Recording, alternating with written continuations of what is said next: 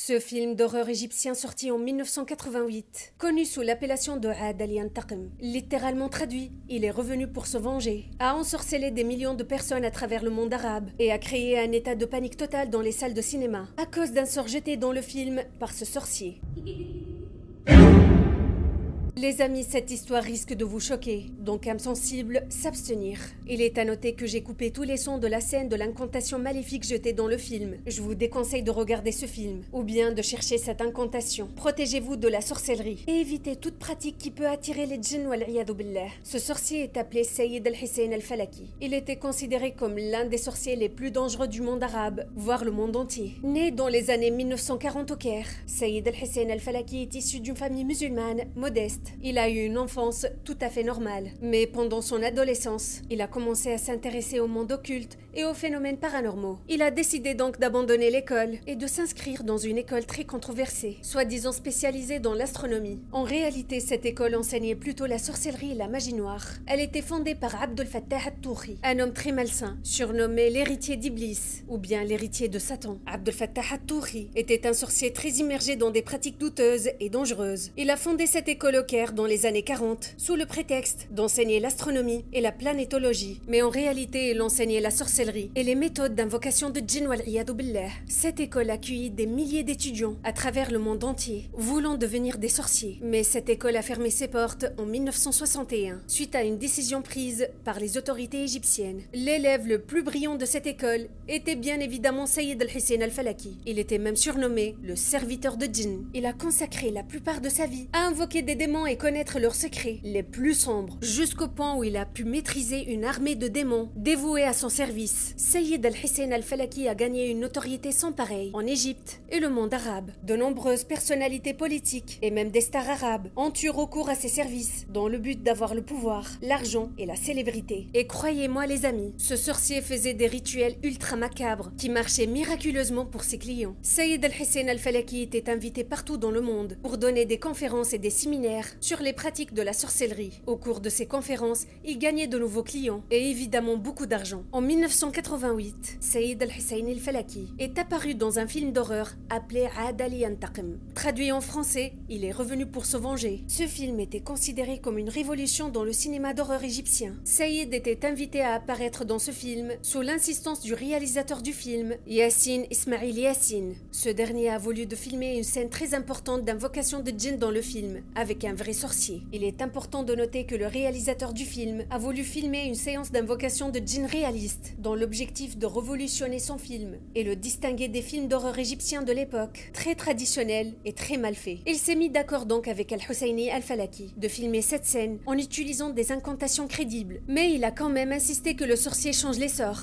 pour ne pas invoquer réellement des djinns et des démons qui peuvent affecter la sensibilité du spectateur, assoiffé par la célébrité et le mal. Al-Husseini al-Falaki a accepté évidemment le rôle, en promettant le directeur de changer la formule de son incantation. Mais lors de l'enregistrement de la scène d'invocation de djinn, Al-Husseini al-Falaki a trahi la confiance de tout le monde. Il était déterminé de terroriser les spectateurs de ce film et semer le mal dans toutes les salles de cinéma. Il a jeté donc un sort macabre très dangereux, appelé en arabe Al-Azima al-Barhoutiya, littéralement traduite par l'incantation baroutienne. Je tiens à insister les choux effrayés que cette incantation est vile et très sinistre. Même les plus grands des sorciers l'évitent pour sa dangerosité et son effet destructeur. Cette incantation est connue pour être un des talismans les plus puissants de la magie noire. Elle garantit non seulement l'invocation de djinn wal-iyadhu billah, mais aussi l'apparition des démons les plus vils et puissants. A'udhu billahi min kulli shaytanin rajim. Cette incantation doit être récitée selon une méthode très précise, dans un langage connu que par les djinns et un accent très particulier, connu que par un nombre très restreint de sorciers expérimentés. Évidemment parmi eux, Sayyid al-Husseini al-Falaki. Il a prononcé en toute confiance devant la caméra de Yassine Ismail Yassine. Ce dernier qui a voulu rivaliser les films d'horreur américains cultes des années 80, ignorant la malédiction qui va suivre pendant et après le tournage de ce film maudit. Immédiatement après l'enregistrement de cette scène controversée, des phénomènes étranges paranormaux ressentis par l'équipe présente lors du tournage se sont succédés d'une manière étonnante. Parmi ces personnes, l'assistant du directeur a juré assuré qu'à la fin de l'incantation, il a vu des silhouettes noires entourer Al-Husseini Al-Falaki et se propager partout dans la pièce. Il a aussi senti une énergie sombre envahir l'endroit. Il a perdu donc son calme et il a commencé à trembler violemment. Mais il était quand même calmé par ses collègues qui l'ont convaincu qu'il s'agissait plutôt de l'ambiance sombre de la scène tournée et que le stress l'a profondément affecté. Mais malheureusement, personne n'était consciente de la gravité du sort jeté, croyant naïvement que le sorcier était en train de jouer un rôle. Suite à la sortie de ce film, une succession d'événements tragiques était déclenchée. Plusieurs personnes qui ont assisté au tournage sont tombées malades d'une façon mystérieuse et un membre de l'équipe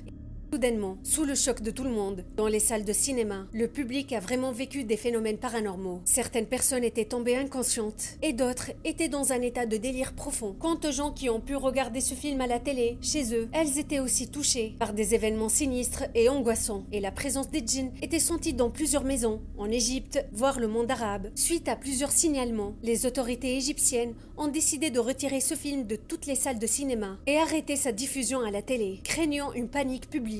Mais le plus choquant de cette histoire était la fin macabre du sorcier Al-Husseini Al-Falaki. 15 ans plus tard, en 2003, Al-Husseini Al-Falaki était retrouvé mort chez lui. Mais la façon dont il était a choqué profondément tout le monde. Le policier qui a découvert son corps a expliqué que la scène était atroce à voir. Le cadavre du sorcier Al-Falaki était allongé par terre, ses yeux écarquillés avec un regard de panique profonde. Sa bouche était grande ouverte, expliquant un cri aigu, poussé juste avant sa mort. Son teint était bleuâtre et son corps était complètement crispé. Ses bras étaient levés avec un geste de défense désespéré et sa peau était sèche. On dirait que l'eau de son corps était aspirée violemment. Ce qui était vraiment choquant est que Al-Husseini Al-Falaki était bien évidemment habitué à invoquer les djinns et les démons, wal'iyadu billah. Mais apparemment et selon plusieurs personnes, lors de sa dernière séance d'invocation, il a dû faire venir un démon très dangereux et mortel. Il a éventuellement violenté et massacré impitoyablement. Mais je vous assure les amis qu'il existe plusieurs détails perturbants et mystérieux dans cette affaire. Plusieurs membres de la famille du sorcier ont accusé son épouse Racha de l'avoir.